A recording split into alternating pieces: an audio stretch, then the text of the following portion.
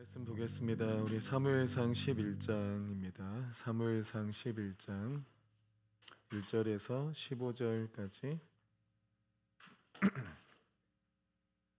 한 절씩 교독하겠습니다. 제가 먼저 읽겠습니다. 암몬 사람 나하스가 올라와서 길르앗 야베스에 맞서 진침해 야베스 모든 사람들이 나하스에게 이르되 우리와 언약하자 그리하면 우리가 너를 섬기리라 하니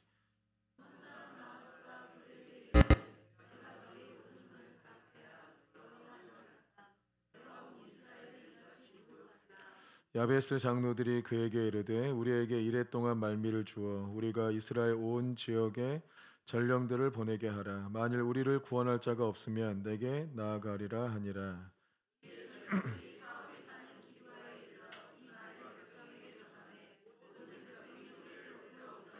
마침 사울이 밭에서 소를 몰고 오다가 이르되 백성이 무슨 일로 우느냐 하니 그들이 야베스 사람의 말을 전하니라.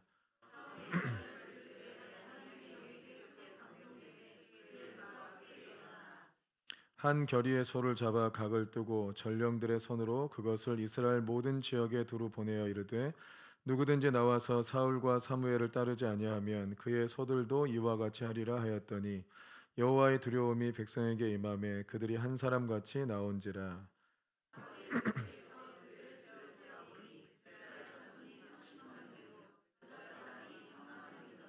무리가 와 있는 전령들에게 이르되 너희는 길르앗 야베스 사람에게 이같이 이르기를 내일 해가 더울 때에 너희가 구원을 받으리라 하라. 전령들이 돌아가서 야베스 사람들에게 전하매 그들이 기뻐하니라.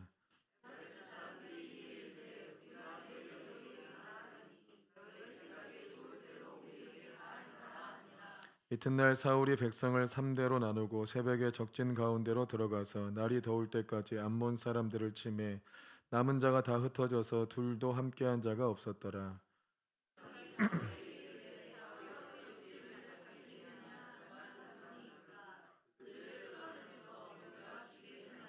사울이 이르되 이날에는 사람을 죽이지 못하리니 여호와께서 오늘 이스라엘 중에 구원을 베푸셨음이니라.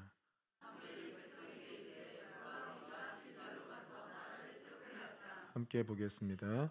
모든 백성이 길갈로 가서 여호와 사울을 왕으로 삼고 길갈에서 여호와 앞에 화목제를 드리고 사울과 이스라엘 모든 사람이 거기서 크게 기뻐하니라. 아멘. 자, 오늘 말씀 함께 나누겠습니다. 제목은 하나님께서 친히 기름 부으신 자를 세우신다. 이게 굉장히 중요한 제 삶의 모토기도 해요. 이 말씀을 제가 보면서 하나님은 기름 부으신 자를 친히 하나님께서 세우시는구나. 이걸 좀 많이 깨달았고 그것 때문에 이제 좀 조급하지 않고 또 이렇게 혼자서 이렇게 설레발치지 않고 그럴 수 있었던 귀한 진리인데, 자, 오늘 말씀에 보면 갑자기 암몬 족속이 야베스 족속을 칩니다. 갑자기 일어난 일이에요. 뭐 원인도 없어요. 갑자기 이 일이 일어났어요.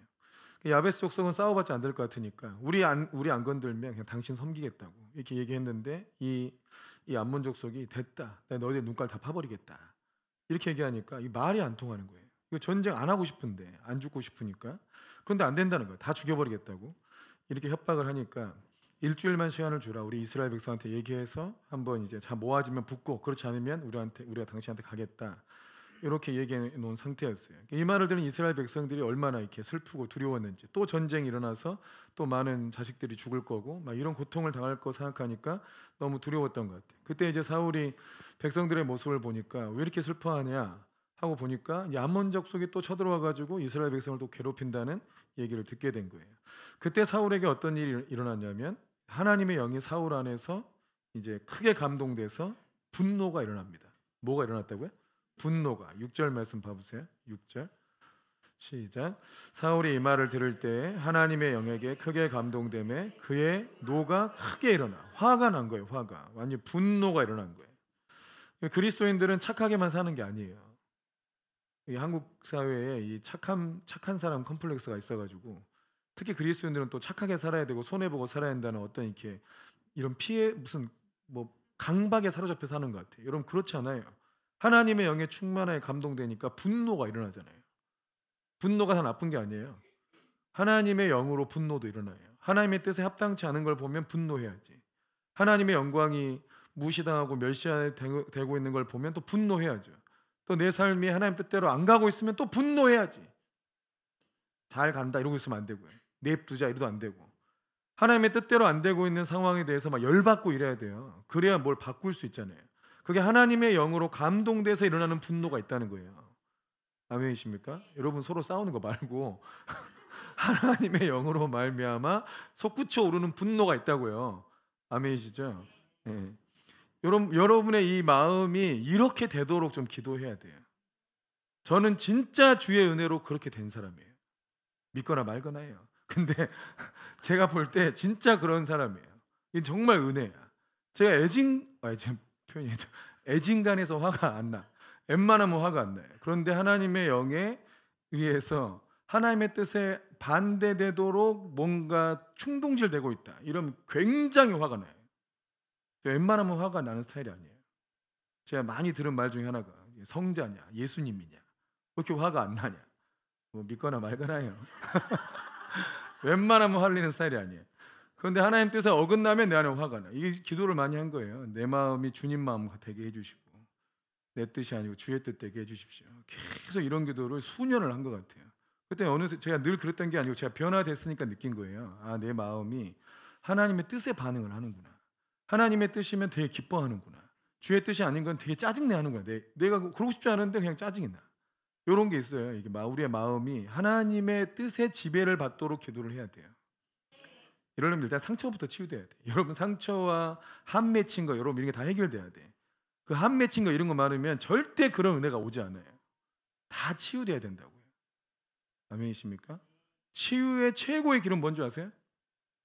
그렇지. 누구한테 배우셨어요? 아,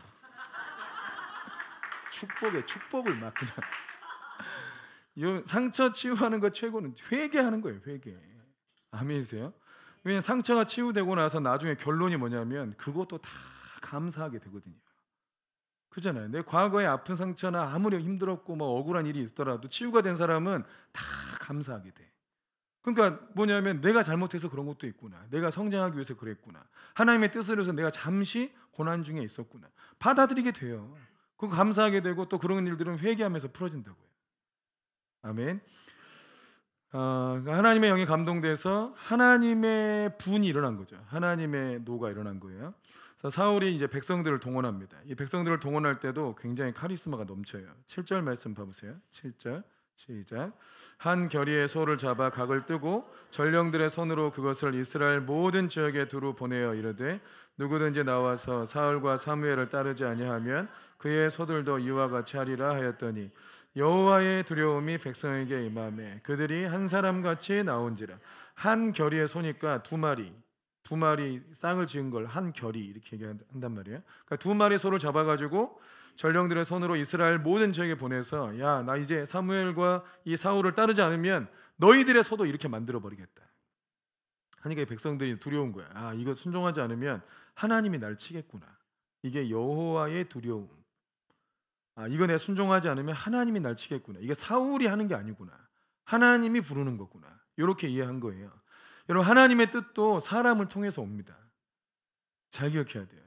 누구는 하나님께 직접 감동을 받아야만 그냥 하나님 뜻이라고 생각하는 사람이 있는 것 같아요. 한참 부족한 거예요. 그러지 않아요. 하나님의 종을 왜 세워요? 그러면 하나님의 종을 통하여 하나님 말씀이 선포되는 거예요. 그러니까 사울이 나와 사무엘을 따르지 않으면 너희들의 소도 이같이 하리라 이러니까 여호와의 두려움이 임했다는 얘기는 이게 지금 하나님이 우리를 부르는 거구나. 이렇게 들렸다는 얘기예요. 아멘이십니까? 그래서 내가 이거 순종하지 않으면 하나님이 날 치겠구나. 이렇게 들려서 여호와의 두려움이 백성에게 임하니까 이들이 한 사람 같이 나왔는데 얼마나 많이 나왔냐면 이스라엘이 30만 명 나오고 유다 사람이 3만 명 나온 거예요. 꼭 구분할 필요가 없는데 이때부터 구분하는 게 좀 이렇게 이상한 부분이 있죠. 근데 아무튼 유다 사람은 이스라엘 전체로 하면 10분의 1 정도 규모. 그럼 33만 명이 모였어요. 자, 이걸 좀 생각해야 돼요. 갑작스러운 위기가 찾아왔죠. 전혀 예상하지 않았잖아요. 또 이들은 지금 왕 세우고 사울을 왕으로 기름 붓고 막 축제 분위기야. 뭔가 좀 새롭게 시작하려고 하는 분위기인데 또 자기들이 왕을 구했잖아요. 물론 하나님이 기뻐하진 않았지만 그 일이 풀어지긴 했어요. 그래서 뭔가 새로운 시대가 됐다는 분위기가 왔는데, 근데 갑작스럽게 외부 민족이 또 이스라엘을 이제 침입하는 일이 생겼어요. 왜 이런 일이 일어났을까? 이 본문을 해석할 때 그 질문을 던져야 돼요. 왜 이런 일이 일어났을까? 그런 일이 일어날 거라는 그 전조 증상이 없었잖아요. 갑자기 이족 속이 치잖아요. 보통은 전조 증상이 있어요, 없어요? 항상 있어요. 여러분, 모든 전쟁은 여호와께 속한 것이기 때문에 다 문제가 있어요. 문제가 있으니까 전쟁이 일어나는 거예요. 근데 이 본문은 갑작스럽게 외부에서 치고 들어온 거예요. 전조 증상이 없어요. 그러니까 이 질문에 대해서 답을 내리려면 이 전쟁이 일어난 이후에 어떤 결과가 나타났는지를 봐야겠죠. 그죠? 어떤 결과가 나타났느냐, 이것을 나타내려고 이 전쟁이 일어나는 거고, 이것에 반대되는 것이 원인이 되는 거예요. 그죠? 자, 이 전쟁은 굉장히 빨리 끝났어요. 하루 만에 끝내버린 전쟁인데, 이 전쟁으로 인해서 어떤 결과가 있었냐? 첫 번째 중요한, 이제 성경에서 말씀하고 있는 게 사울의 반대 세력이 잠잠해진 겁니다. 12절 말씀, 12절 말씀 읽어보세요. 본문의 12절 시작. 백성이 사무엘에게 이르되 사울이 어찌 우리를 다스리겠느냐? 한 자가 누구니까 그들을 끌어내소서 우리가 죽이겠나이다. 바로 전장 10장 27절에 보면 사울이 왕이 됐다 하니까 이 불량배들이 이제 막 짓거리는 소리들이 있었어요. 사무엘상 10장 27절에 시작. 어떤 불량배는 이르되 이 사람이 어떻게 우리를 구원하겠느냐 하고 멸시하며 예물을 바치지 아니하였으나 그는 잠잠하였더라. 이 사람이 어떻게 우리를 구원하겠냐 하고 멸시하고 예물을 바치지 않았다 그랬죠. 사울을 하나님께서 기름 부어서 왕으로 세운다 하니까 사무엘이 시험 나서서 했는데도 어떤 불량배들은 이 사람이 어떻게 우리를 구원하냐, 이 사람이 어떻게 우리의 왕이 되냐 하고 멸시하고 예물을 바치지 않았다. 이거는 하나님께 대한 거예요. 하나님이 기름 부은 자를 내가 인정하기 싫어. 하나님은 기름 부었는데 나는 그걸 인정할 수 없어. 그럼 이 사람이 지금 사울을 무시한 게 아니고 하나님을 멸시하고 하나님께 예물을 받지 않는 형태가 돼요. 이스라엘 백성의 누군가가 새로운 시대를 열려고 하는 하나님의 계획에 반대하고 대적하고 드러난 일어선 거거든요. 그래서 하나님께서 암몬 족속을 들어서 쳐버린 거예요. 이건 하나님께 대해서 이들이 대적한 거하고 똑같다 이거죠. 이 일을, 그래서 전쟁에 승리하고 나니까 이 반대했던 사람들이 싹 잠잠해졌어요. 이스라엘 백성들이 야, 사울이 우리를 다스리겠냐 이렇게 말하는 사람 누구야? 다 나와. 다 죽여버릴 테니까. 이런 분위기로 싹 바뀌었어요. 야당이 완전히 완패한 거죠. 자기 기질이 그냥 야당인 사람 있죠. 그래서 앞에서 이렇게 뭐 하면 아무튼 딴지 거는 분들 제발 회개하시기를 바랍니다. 절대 복될 마음은 아닙니다. 자기를 똑똑하게 보이고 싶고 뭔가 내 존재감을 드러내고 싶을지 몰라도 절대 복받을 마음은 아닙니다. 또 교회 안에 뭐 당회나 재직회를 세우면 또 그 자기가 야당 짓을 하려고 그래요. 재직회 뭐 중직을 세워놓은 게 그게 목사를 견제하기 위한 자리인 줄 알아요. 그렇게 진짜 생각하더라고요. 목사가 누가 세워요? 목사가 세워요, 여러분. 담임 목사가 중직자를 세워요. 담임 목사가 직분자를 세우고 담임 목사가 사역자를 세워요. 근데 왜 담임 목사를 견제하려고 그래요? 같이 힘을 모아서 하나님의 일을 같이 도모할 생각을 해야 되는데 담임 목사의 어떤 독재와 독주를 막아야 된다 막 이러고, 그리고 지가 독재하고 앉았어. 뭐하는 짓거리? 이게 자기 기질이 그래. 기질이 어떻게든 야당 짓을 하려고 그래. 여러분 절대 복받을 마음이 아니에요. 그런 기질이 자기한테 있다는 것이 좀 하나님의 은혜로 정직하게 직면이 되면 진짜 은혜인 줄 알고 회개하세요. 아멘이십니까? 그 여러분 부모가 그러면요 자식들도 다 복을 못 받아요. 진짜예요, 여러분. 부모가 자꾸 위에 영적 지도자한테 도전하고 대들고 이러잖아요. 자녀들도 다 복을 못 받아요. 괜히 하는 말이 아니에요.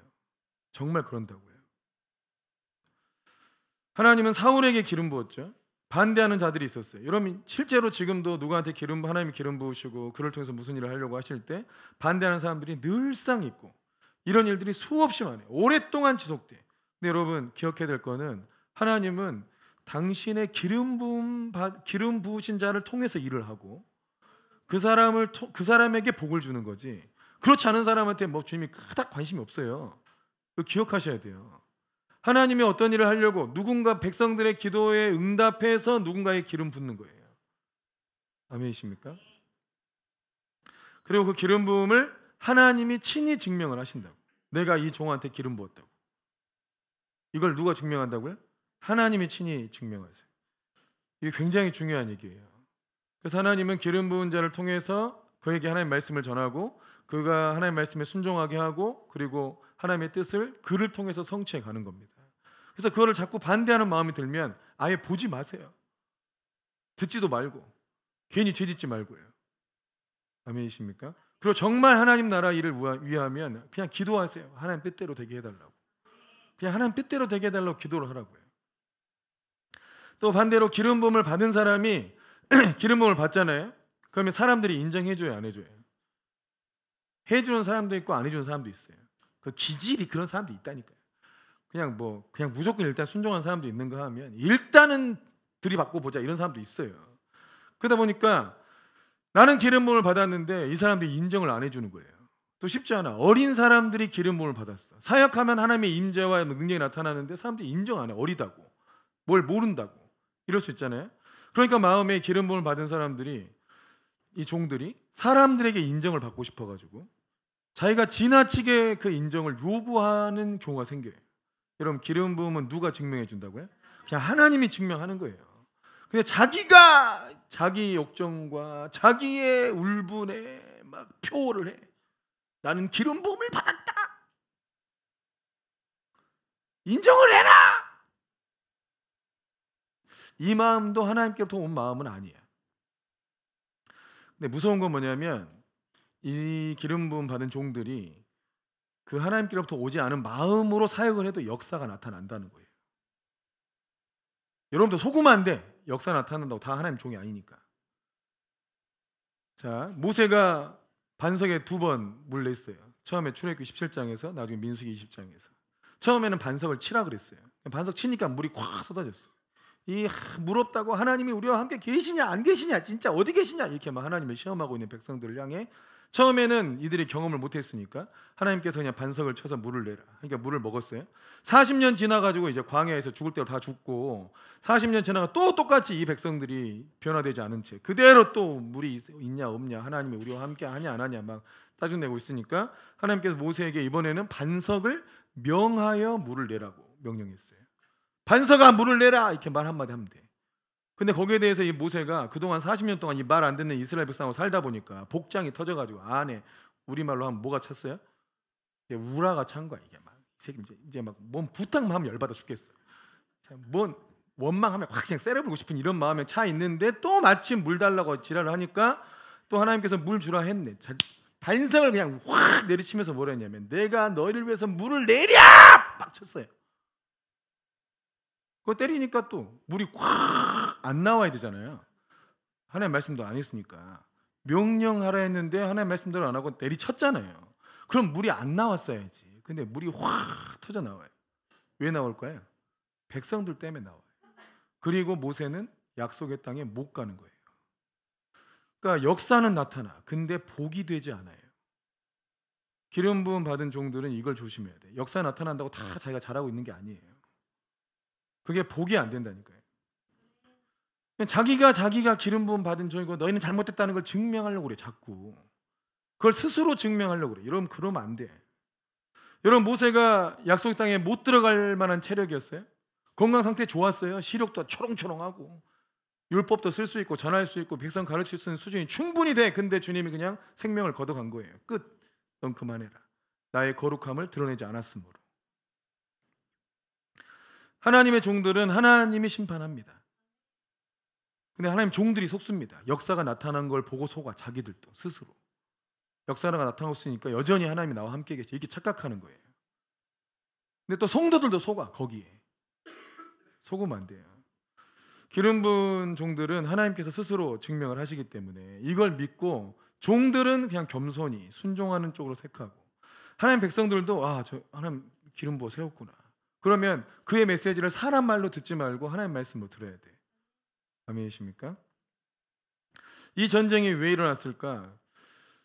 일단 이 전쟁이 자체로 어려움이 있죠. 근데 그 고난을 어떻게 대처하느냐에 따라 이게 복이 되기도 하고 화가 되기도 하고 그래요. 물론 이 전쟁이 일어나니까 사울이 이제 하나님께서 기름 부어 주신 대로 하나님의 분노로 하나님의 인도하심을 받아서 전쟁에서 이겼어요. 그래서 온 백성이 승리를 얻었습니다.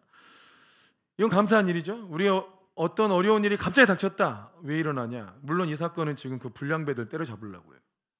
하나님께서 사울에게 기름 부었다는 것을 주님이 친히 증명한 사건이에요. 여러분, 우리에게도 그런 일이 똑같이 일어납니다. 우리 교회에 그런 일이 일어났습니다. 우리 세부대 교회에. 기억하십니까? 불난 일이 그 일이에요. 불난 일이. 교회에 불이 난 일. 그 전에 제 하나님 말씀이라고 전하고 뭘 전해도 잘 안 들었어요. 정말. 그래서 내가 얼마나 혼을 많이 냈는지 몰라요. 책망하는 설교를 너무 많이 했어요. 저도 하기가 힘들어요. 그래서 제가 하나님, 제가 진짜 좋은 얘기만 축복을 할 테니까 내 입을 딱 닫아달라고. 내 진짜 책망하지 않고 진짜 좋은 얘기만 하고 내려오겠다고. 그런데도 계속 책망이야. 살벌하게 나가요. 살벌하게. 그러다 결국 불이 난 거죠. 그리고 10개월을 이게 고난의 시간을 보내다가 이 고문을 주님 딱 얻게 되니까 그때 성도들의 마음이 달라진 거예요. 진짜 목사님이 기름 부음 받은 게 맞구나. 이게 바뀐 거예요. 이게. 그럼 그 일이 왜 생겼냐? 그냥 하나님께서 내가 기름 부음 받은 종이라는 걸 주님이 그냥 알아서 증명한 일이라고. 두 번째, 이런 일이 왜 일어나는가? 나라를 세우는 견고한 기초가 되는 겁니다. 14절 15절 봐보세요. 14절 시작. 사무엘이 백성에게 이르되 오라 우리가 길갈로 가서 나라를 새롭게 하자. 모든 백성이 길갈로 가서 거기서 여호와 앞에서 사울을 왕으로 삼고 길갈에서 여호와 앞에 화목제를 드리고 사울과 이스라엘 모든 사람이 거기서 크게 기뻐하니라. 그래서 왕도 세우고 거기서 왕의 제도를 만들었어요. 이게 이제 결론이에요. 이 전쟁의 결론. 그러니까 암몬 족속이 쳐들어온 일이 왜 일어났느냐? 사울을 기름 부었다는 것을 주님께서 확증해 주려고, 그리고 왕정을 확실하게 세워 주려고 일어난 일이에요. 아멘이세요? 재밌는 질문 하나 제가 해볼게요. 그럼 이 전쟁은 불량배 때문에 일어난 일이잖아요. 그잖아요.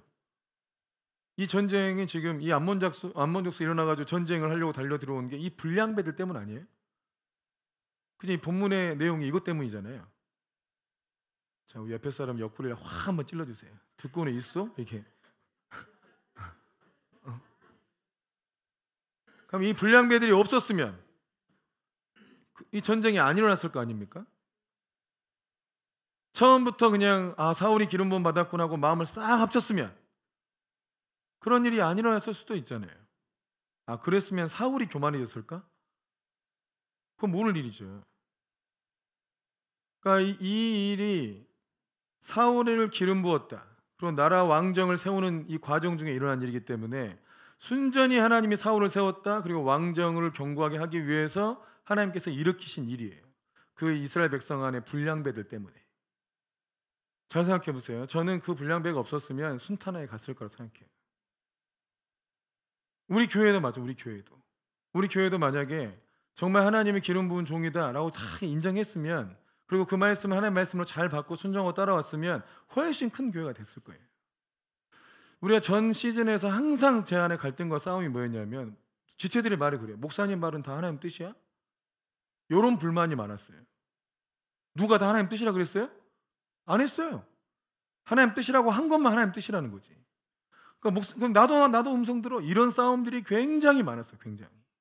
그래서 교회가 엄청 정신없고 시끄러웠어요. 대신 하나님이 저를 지켜주려고 임재와 영광을 충만하게 부어줬어요. 끽소리 못하게. 이런 임재가 나타난 거 보니까 종은 맞긴 한데 왠지 따르고 싶지 않고 대적하고 싶은 이런 기질을 가진 사람들이 너무 많았다고 해요. 지금은 안 그런 것 같아요. 여러분 진짜 축복해 주셔서 참 착하신 것 같아. 정말 여러분 착하신 것 같아. 제가 그런 일을 당하다 보니까 얼굴만 봐도 이 사람이 날 때부터 반역자인지 날 때부터 순종자인지를 한 80%는 짐작을 해요. 그리고 딱 보면 알겠어 이제. 연단이 많이 물론 그런다 해서 다 복을 못 받는 거 아니지. 연단이 많이 필요한 사람이다, 아니면 이 사람은 잘 순적하게 가겠다, 이런 게 분별된다고. 딱 보면 이 사람이 진짜 한 10년은 굴러야 되겠구나. 어떤 사람이 금방 되겠네, 이런 사람들이 있어요. 그래서 제가 이제 목회에 당한 스트레스와 그로 인한 질병으로 인해 고생한 걸 생각하면 딱 봤을 때 10년 걸리겠네 이러면 안 만나고 싶은 생각이 들어. 그냥 다른 데서 연단을 받고 오시라. 빨리 교회 오지 말고 충분히 더 연단 받고 오시는 게 좋겠다. 왜냐하면 그 10년 동안 쏟아부어봐야 다 쏟을 거기 때문에 그냥 그러고 오는 게 좋겠다. 막 이런 생각이 들기도 해. 물론 목회자 그러면 안 되는데. 자, 이 장면을 통해서 볼 때 깨달아야 할 거는 하나님이 친히 이스라엘을 목회하시는구나 하는 거예요. 근데 저는 우리 교회 딱 그렇다고 생각해요. 하나님이 딱 우리 교회를 목회해 가신다. 처음에는 제가 다 이렇게 해야 되는 줄 알았어요. 그래서 너무 일이 많았어요. 그런데 그렇지 않더라고요. 갑자기 생긴 일들, 여러분에게 갑자기 생긴 일들은 하나님께서 여러분을 다루기 위함인 게 많아요. 주님이 친히 여러분을 목회하십니다. 그게 좋으십니까? 씁쓸하십니까? 주님이 직접 하면 좀 이렇게 맞아도 세게 맞을 것 같죠. 이런 일이 있어요. 우리가 그 8월 달쯤에는 위법을 없애고 하나님이 이제 우리를 정결하게 해주는 시간이었어요. 9월 달 됐을 때의 이슈가 하나님께서 세부대를 축복하신다는 거였어요. 축복하셔서 이게 다 바꿔줬잖아요. 어느새 이게 익숙해지다 보니까 우리 교회가 의자나 이게 원래 이거였던 것 같은 생각이 들어요. 원래 그러지 않았는데 원래 이거였던 것 같아요. 너무 익숙하게 배치돼가지고 이제 너무 딱 맞게 됐어. 또 뭐 교회도 고치고 뭐 하고 아무튼 그 시간들을 보내면서 참 감사하고 축복받는 시간들을 보내고 있어요. 이거 물론 여전히 계속 진행되고 있다고 봅니다. 그러다가 중간에 갑자기 끼어들어온 게 뭐가 있었냐면 바울 목사의 교회 개척이에요. 그러다 이제 그러면서 세부대 교회를 축복한다는 흐름 아래 갑자기 바울 목사 교회 개척이 딱 끼어들어와 가지고 지금 거기에 집중을 많이 하고 있는 상황이에요. 이 세부대 교회를 축복하신다는 이 메시지와 함께 우리는 고성, 남아공 돈 들일 태산이었어요. 더 큰 교회로 간다고 하면서 온갖 돈이 도대체 몇십억이 필요한 거야. 막 이런 일들이 막 생길 일들이 너무 많은 상황이었거든요. 거기다 또 바울 목사가 갑자기 끼어들어가지고 교회를 개척하네. 그러다 보니까 이게 진짜 돈 들 일이 또 생기잖아요. 에너지 쓸 일이 또 생기고 뭔가 할 일이 또 생기게 된 거예요. 근데 봐보세요. 우리는 원래 계획은 내년쯤에 하기로 한 거예요. 우리 생각으로는. 근데 하나님께서 올해 하라고 주님이 감동을 줘서 세운 거죠. 우리가 다 이해 못해요. 그 일들은. 하나님께서 말씀하신 일은 다 이해를 못해요. 우리 판단에는 좀 잘 쉬었다가 그냥 내년쯤에 하면 좋겠다였지만 하나님의 뜻은 그냥 올해 하는 거였어. 그럼 이게 하나님의 일로 온 거잖아요. 그럼 이 일을 풀어내다 보면 우리 마음에 이럴 수 있어요. 우리도 할 일이 너무 많은데, 우리도 돈 들 일도 너무 많고, 우리도 에너지가 부족할 판인데 다른 교회까지 섬기는 게 쉬울까? 왜 하필 이때 할까? 왜 또 이런 걸 해야 되나? 막 이런 생각이 들 수 있잖아요. 그죠? 그런데 잘 생각해야 돼. 이게 하나님께로부터 나온 일이면 잘 생각해야 돼요. 저는 하나님께서 일종의 하나의 테스트를 한다 생각해요. 우리가 공주의 아버지의 집을 교회를 하나 더 개척했을 때, 그리고 그게 이제 재정적으로 자립을 하고 있다가 조금 부족해서 교회가 좀 지원을 하자. 그래서 그 교회를 잘 유지하자라는 것이 한번 교회 안에 이슈가 된 적이 있었어요. 그때 교회 결정은 뭐였냐면 그냥 교회를 폐쇄하자 했어요. 교회를 그냥 없애자. 이거 감당하지 말고 없애자 그랬어요. 그래서 제가 이거 없애면 거기 인테리어를 너무 잘 해놔가지고 그거 뜯어내려고 그러면 그 뜯어내는데 철거비만 한 1,000만 원 이상 들 거다. 그런데도 없애자 그랬어요. 그게 재직회에서 논의한 바가 그랬어요. 그래서 제가 너무 화가 났어요. 우리 교회는 교회를 개척하는 게 부르심이다. 교회지만 또 다른 교회를 개척하고 또 개척해야 하는 것이 우리의 교회의 부르심이고 사명인데 그 교회 하나 세우려고 그렇게 애를 많이 썼는데 그거를 그냥 때려치자는 얘기냐. 몇 년도 안 돼가지고 너무 화가 나는 거야 마음에. 재직 때 꼴 보기 싫더라고 진짜. 이게 재직이야? 막 이런 생각 막 들었어요. 그리고 그 철거비가 우리 교회 철거하는 비용으로 들었어요. 이해되세요? 공주 제자교회를 철거하자 하니까 주님이 우리 교회를 철거해버렸다고요. 그리고 공주제자교회는 아버지의 집으로 남아있었어요. 그래서 교회가 없어졌어요. 주변의 목사들이 볼 때는 이게 제일 목사의 입장에서는 제일 가슴 아픈 일이잖아요. 제일 힘든 일이에요. 그래서 주변에서 다 목사님이 괜찮냐고 뭐 이런 사람도 있었어요. 근데 저는 진짜 마음이 괜찮았어요. 왜냐하면 아버지 집이 있었기 때문에. 공주의 교회 하나가 더 있으니까 괜찮더라고 마음이 실제로. 근데 봐보세요. 그때 우리 교회는 교회를 개척하는 게 사명이에요. 또 다른 교회를 세우는 게 사명이에요. 여러분, 그거 하나 세우는 게 쉬운 일이 아니에요. 돈이 있다고 세워지는 게 아니라고요. 내가 뭐 5천만 원 준다니까 세워. 이게 세워집니까? 여러분, 교회가 세워지려면 누군가는 하나님께 음성을 들어야 돼요. 누군가는 하나님이 막 밀어붙이는 걸 느껴야 돼요. 누군가는. 그 사람 때문에 그 교회가 세워지는 거예요. 그 사람 때문에. 아멘이세요? 그러니까 이게 하나님께로부터 나온 일인데, 그게 좀 약간 힘들다고 한 달에 50만 원만 지원해도 될 일을 그냥 폐쇄해버리자고.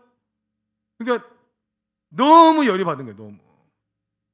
이 교회는 이 하나님의 부르심을 감당할 생각이 없구나. 그러니까 주님도 너희는 내가 어떤 복을 줄 줄 알고 이 복도 다 걷어차고 지들이 헌신할 것도 아니면서 하나님 일도 막아버리고, 그래서 주께서 그냥 교회를 없애버렸다고. 결과적으로 보니까. 그리고 하나님은 이 교회를 새로 주셨어요. 근데 이 교회는 교회가 얻은 게 아니고 아버지 집이 얻은 거라고 내가 몇 년을 강조했어. 계속. 교회는 이걸 얻을 때 헌신하지 않았다. 근데 아버지의 집에 속한 사람들이 헌신했다. 그 아버지의 집에 이거 얻기 위해서 계속 심은 거에 대한 보상을 준 거다. 교회는 여전히 연단 중이다. 그때 한번 없어지고 연단 중이다. 그러다가 실상 다시 헌신하면서 여기를 아예 교회로 바꾼 거예요. 굉장히 잘했다 생각해요. 이 부분에 대해서. 여기 와서 잘했어요.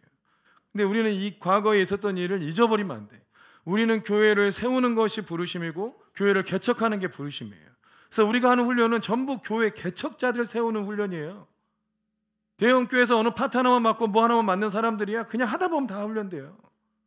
근데 교회를 개척하는 거는 쉽게 할 수 없기 때문에 좀 더 강한 훈련을 많이 하는 거예요. 그때 교회 개척하는 거 하나 막았다가 우리 교회가 날아갔어요. 저는 이제 바울 목사 교회를 왜 갑자기 올해 주님이 주셨는가? 또 우리 교회가 또 섬기게 하셨는가? 우리를 테스트하고 있다고 생각합니다.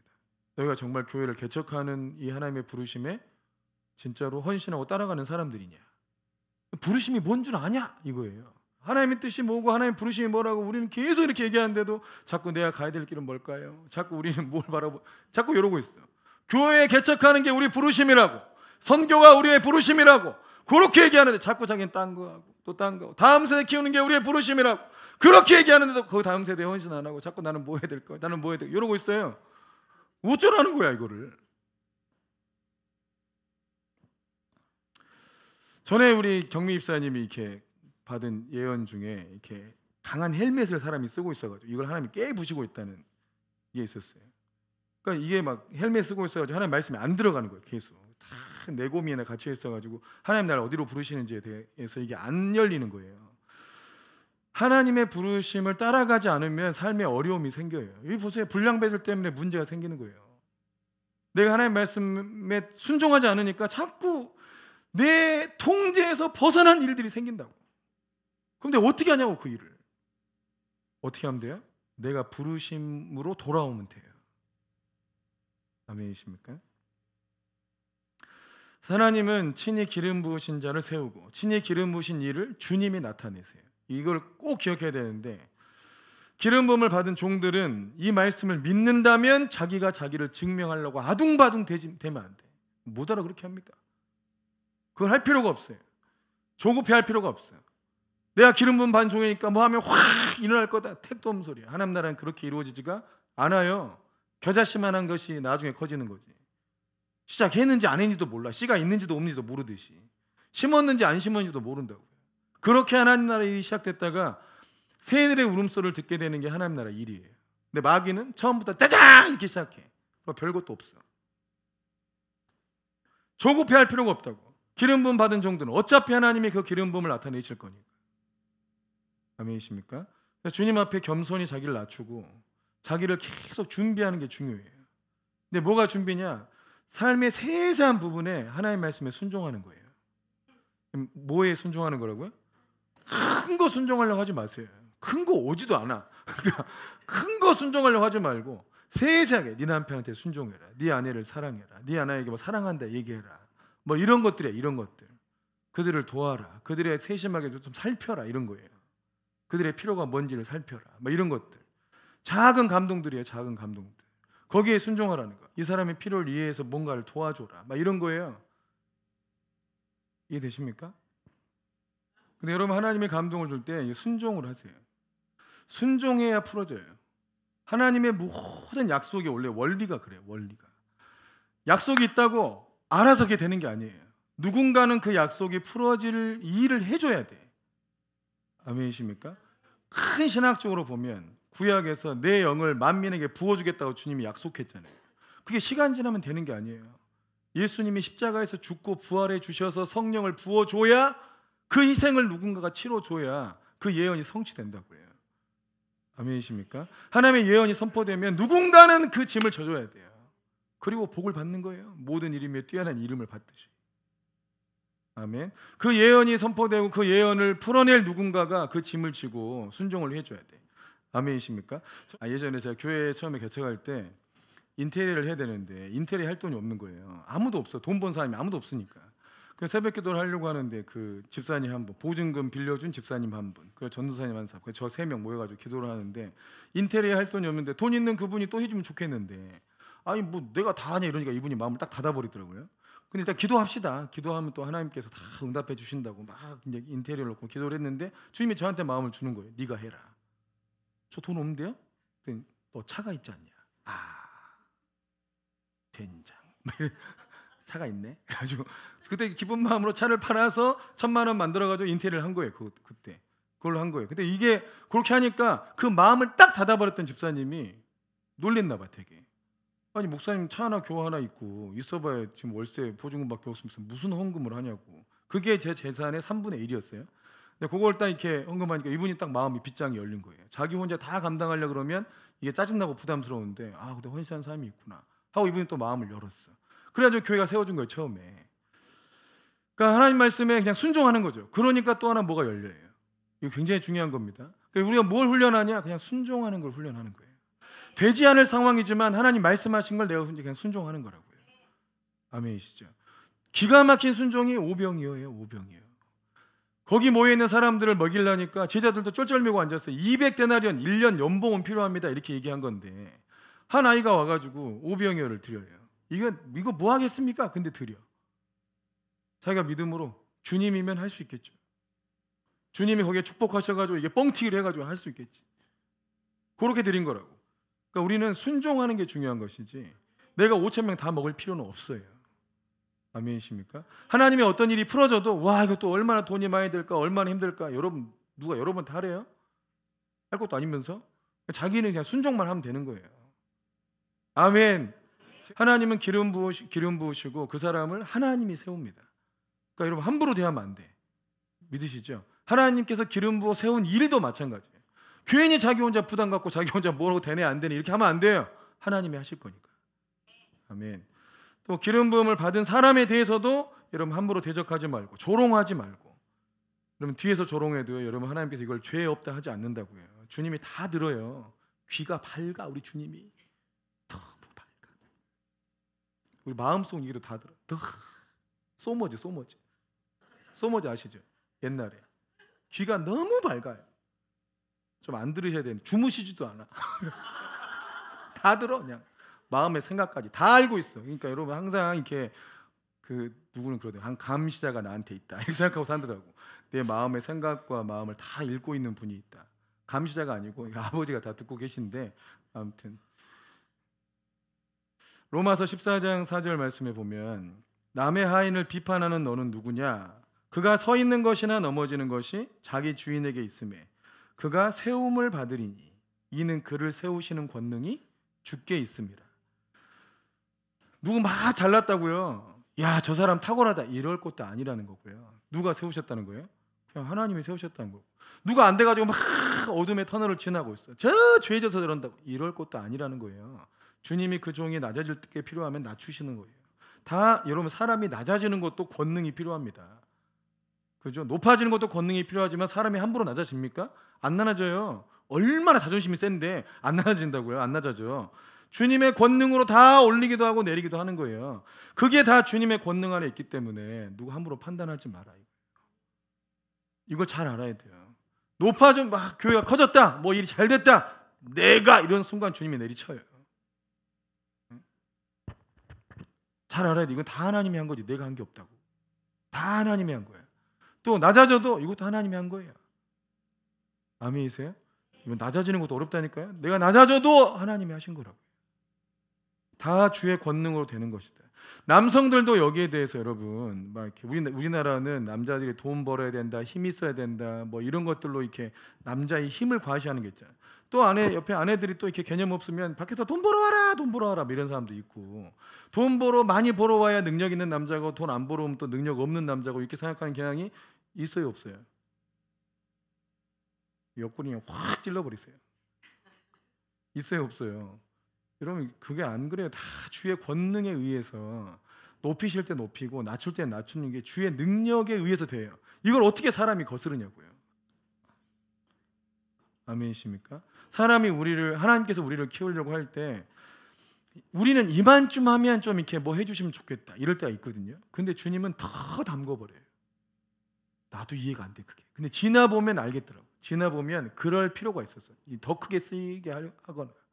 여러분 조윤교 목사님이 전 세계 최대 교회, 세계 기독교 역사에 남은 분이잖아요. 근데 그분은 그 최대 교회 이룰 때 자기 몸은 망신창이었다고. 서서 설교하면서 오줌이 구두에 차였대. 신장이 안 좋으니까, 걸러지지가 않으니까. 설교하고 있는데 구두에 오줌이 찬다고. 여러분 이러면서 세계 최대 교회 하고 싶어요?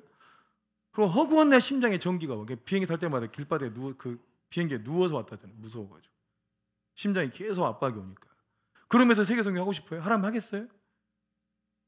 엉덩이만 끼워도 힘들어 죽겠는데. 여러분 하나님이 기름 부으셨다. 이걸 하나님께서 증명하실 거고, 기름 부은 사역도 하나님이 증명하실 거고. 그러니까 기름 부은 종들은 겸손히 주의 말씀에 순종하는 데 집중하시고 하나님이 일으키실 것이다.